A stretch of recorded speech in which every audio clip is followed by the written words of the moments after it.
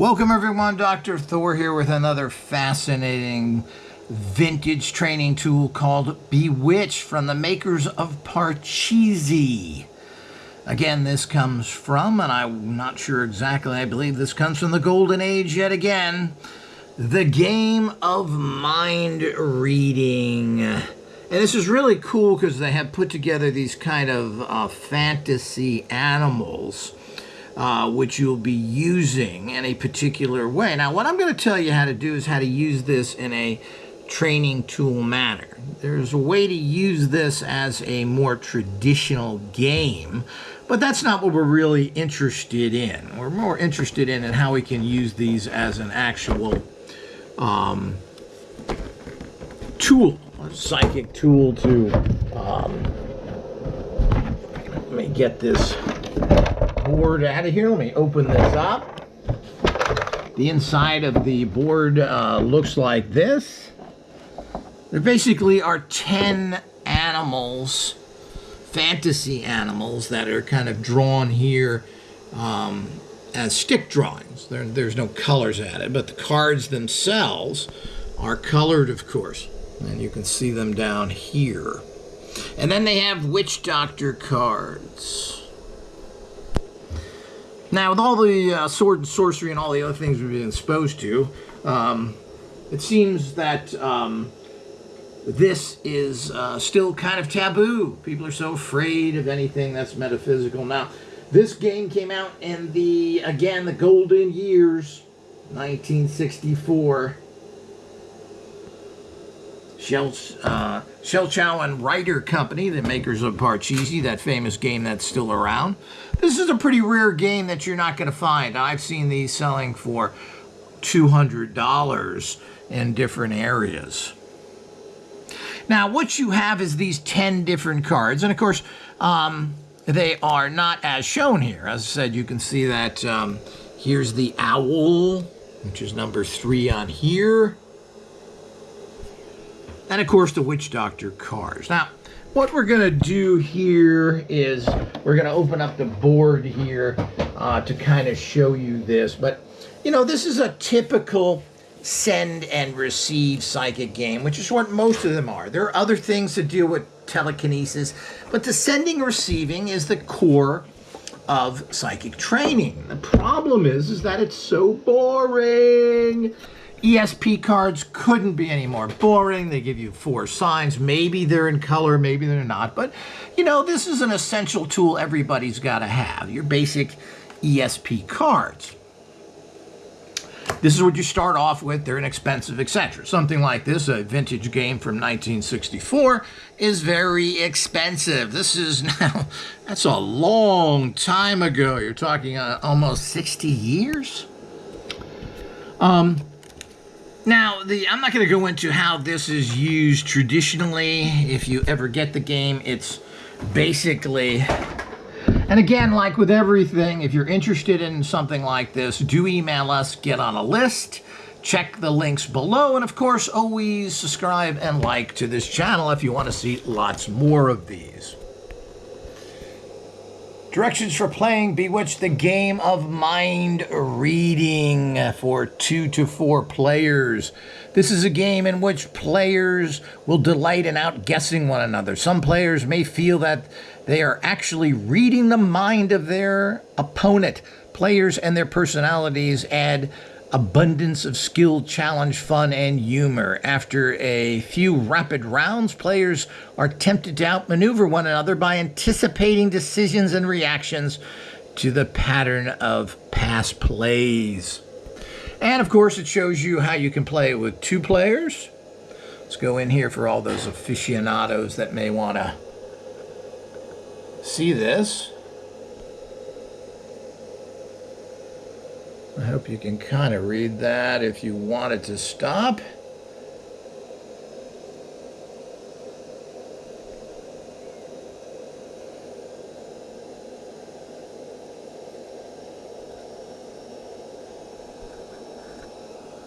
Made in the USA, 1964.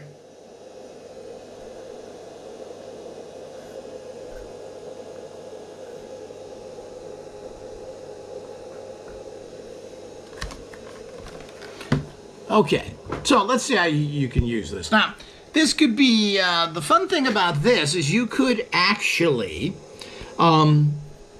use this with 4 people sending and receiving to each other. And that's always fun. You just don't want to send all the time. You want to receive. You want to see if you're getting the messages. And this is done very, very easily by getting the cards here. Stack these up here properly, or at least to a degree here.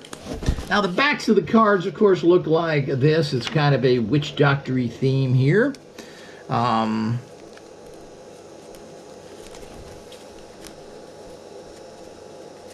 So you would stack these up. These are the animal cards. These are the witch doctor cards.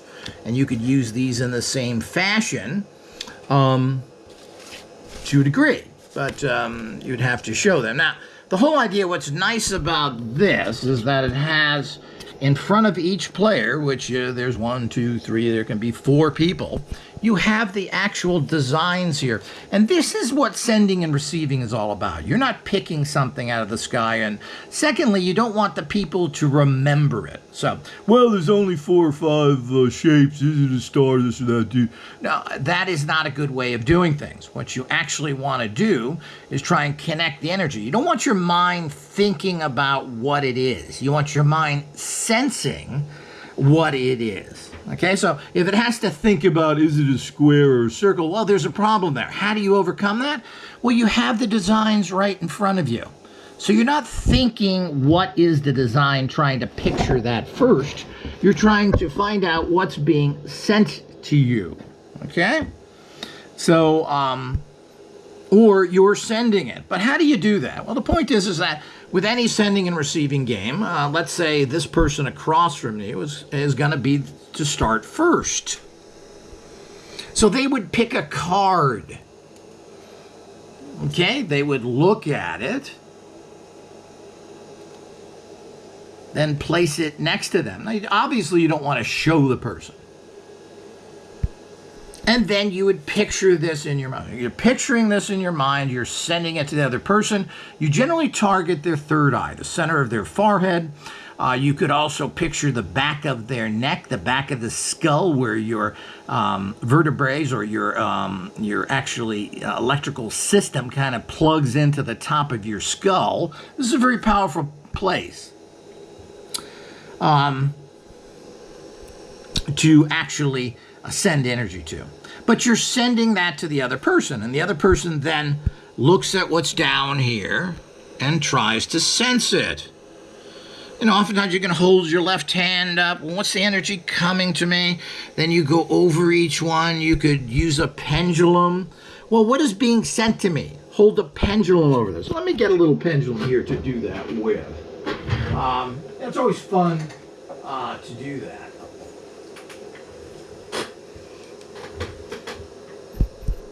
Here's one of our classic super rare pendulums, the Celtic Claw. But you could hold a pendulum over it. Are they sending me the lion? Are they sending me the alligator? And of course that's what it was, so it's spinning yes. And you go through it and then you'd say, well, you're sending me the alligator. Well, that's a way to use a pendulum, train yourself, and not just psychically feel it. Okay?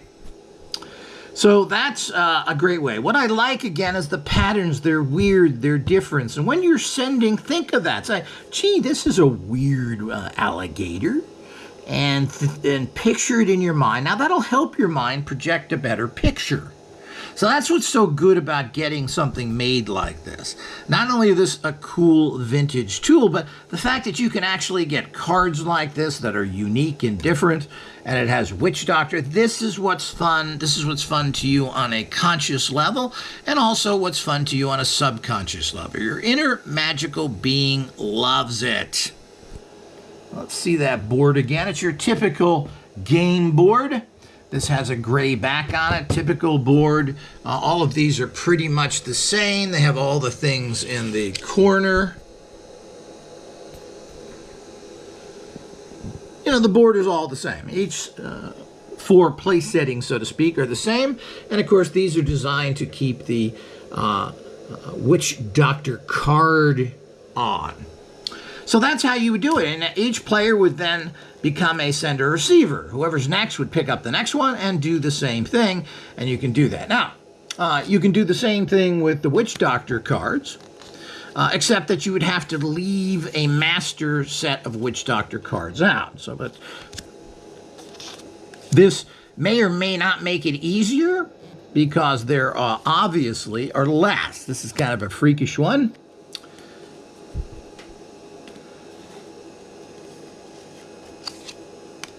So we'd kind of leave that there.